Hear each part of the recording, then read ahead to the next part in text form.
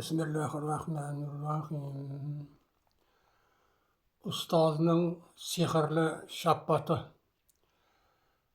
Yangi o'quv yili boshlangach, 5-sinf o'quvchilariga, ya'ni bizlarga Jumatov Sobir aka degan muallim nemis tilidan dars bera boshladi. Sinfimizdagi o'g'il bolalar kabi men ham nemis tilini unchalik yoqtirmasdim. Nemislar haqida kinolarda ko'rib, kitoblarda o'qib bilganmiz.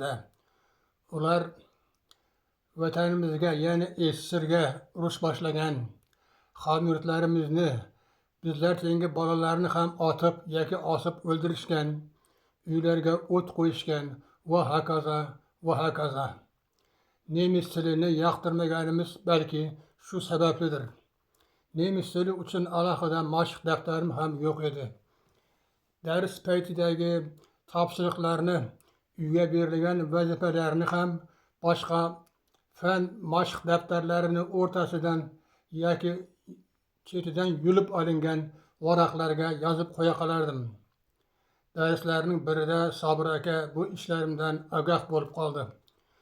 "Yangi daftaring yo'qmi?" dedi menga juda yaqinlashib. "Yo'q edi" dedim.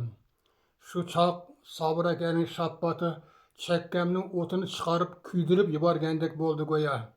Keyin afsus qildimi yoki rahmi keldimi, 3-4 lahzalardan so'ng qo'li bilan boshimni siypab turdi-da, "Hech qachon bunaqa ish qilmagin" dedi. O'shanda yoshlik qilib ustozning mehnatini qadrlamaganimni bilmasdim-da. Mendan keyin 4 ta sinfdoshimga ham navbat yetdi. Ustozning shappati sehrli ekan. Tanaffus paytida sinfdoshlarimizdan yangi daftarlar ham topila qoldi. Varaqlardagi mashqlarimizni yangi daftarlarga ko'chirib yozdik.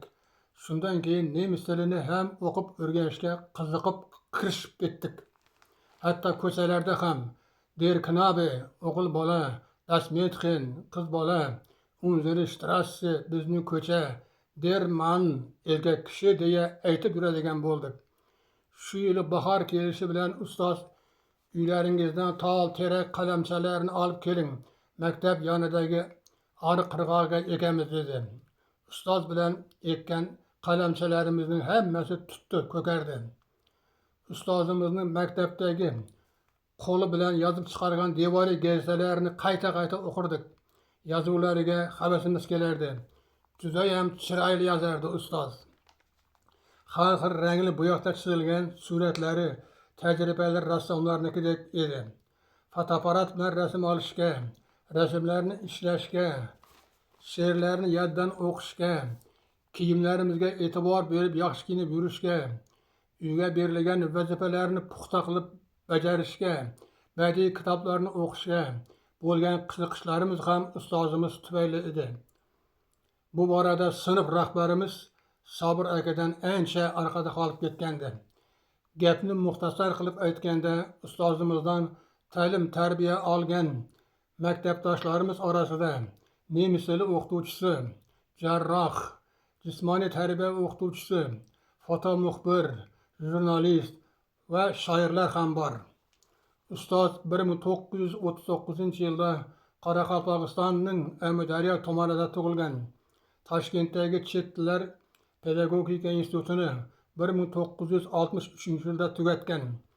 Avval qishlog'imizdagi 3-sonli o'rta maktabda, so'nggi yillarda Urganch davlat universitetida nemis tilidan dars berdi. Makka, Madinaga haj ziyoratiga borib keldi. Mehnat faoliyati davomida ijod bilan shug'ullandi. Kitoblarini nashr qildirdi. Ustozning 2013-yilda Toshkentdagi Davr Press XMJning matbaa bo'limida chop etilgan Yurak chalar Sibizg'a kitobidagi vatan, ona, shukronalik va hayot haqidagi she'rlarni o'qib entikib ketaman. Ustozning sehrli shappati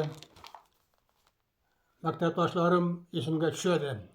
Yaratgan egamiz ustozimning oxiratlarini obod qilsin. E'tiborlaringiz uchun rahmat.